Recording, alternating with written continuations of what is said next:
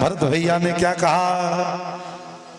कहा रसा रसातल जाई तब ही, रसा रसातल जाई तब ही, रसा रसातल जाई तब ही, पर बस राज देव जब हम ही, पर बस राज देव जब हम, पर बस राज देव जब हम, देव जब हम, देव। महाराज वशिष्ठ जी से भैया भरत ने कहा कि गुरुजी, मैं माताजी ने जो वरदान मांगा उस रजिस्टर को देखना चाहता हूं, वरदान क्या था?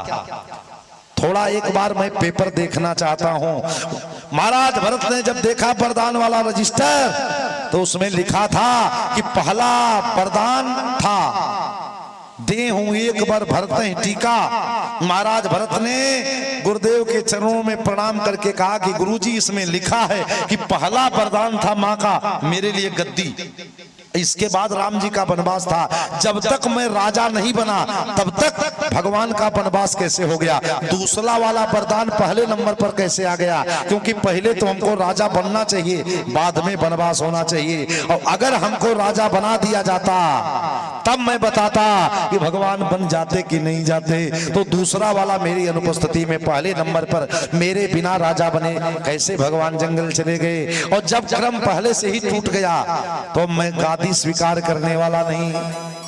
भरत जी चले हैं भगवान राम को मनाने के लिए। भैया भरत चल रहे हैं। क्या क्या पूरे अवधवासी चल रहे हैं रथ पे। मैया तीनों माताएं बैठ गई।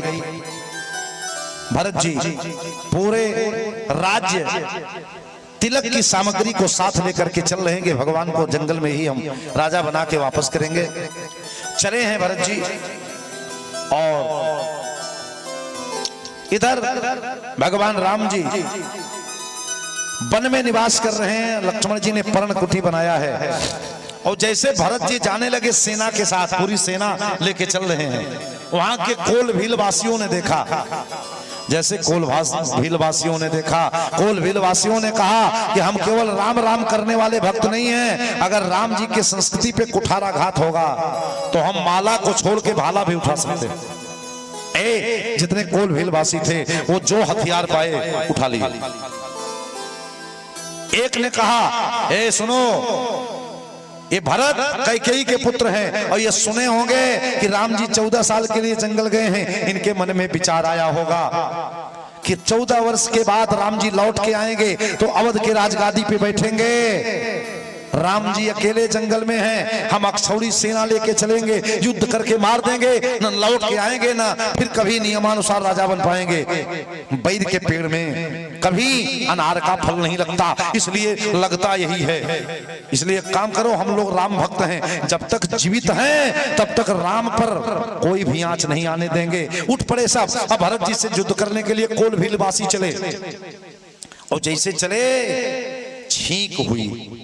देखो हमारे यहाँ सब मानस में लिखा है, इसीलिए मैं कहता हूं कि श्री रामचरित मानस को राष्ट्र ग्रंथ घोषित होना चाहिए। अगर हमारे मानस को राष्ट्र ग्रंथ घोषित कर दिया जाए तो इस देश के 90% समस्या का समाधान हो जाएगा। ये मानस सब कुछ इस कथा से आपको सीखने को मिलेगा। ये रामचरितमानस कैसे जीवन में चला जाता है, जीवन कैसे चलता है। अगर जीने की पद्धति सीखना है तो मानस जी से सीखना पड़ेगा। चलना आ जाता है।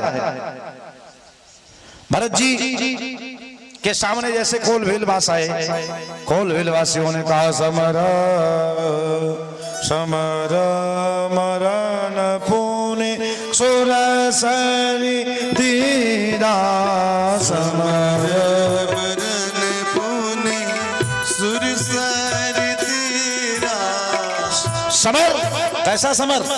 कह समर मरण पुणे सुरसरी दीदा रास समर मनन पुनि सुर सारि तेरा राम काजु क्षण भांगो शरीरा राम काजु छल भंग शरीरा राम काजु क्षण भंगो शरीरा राम काजु छल भंग शरीरा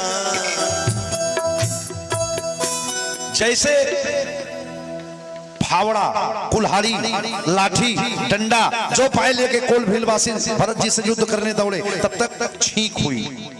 एक वृद्ध ने कहा रुक जाओ, छींक हो रही है, पहले समझो तुम लोग जो सोच रहे हो अनुमान गलत हो सकता है, इसलिए एक काम करो कि तुम लोग पहले परीक्षा कर लो फिर युद्ध करना।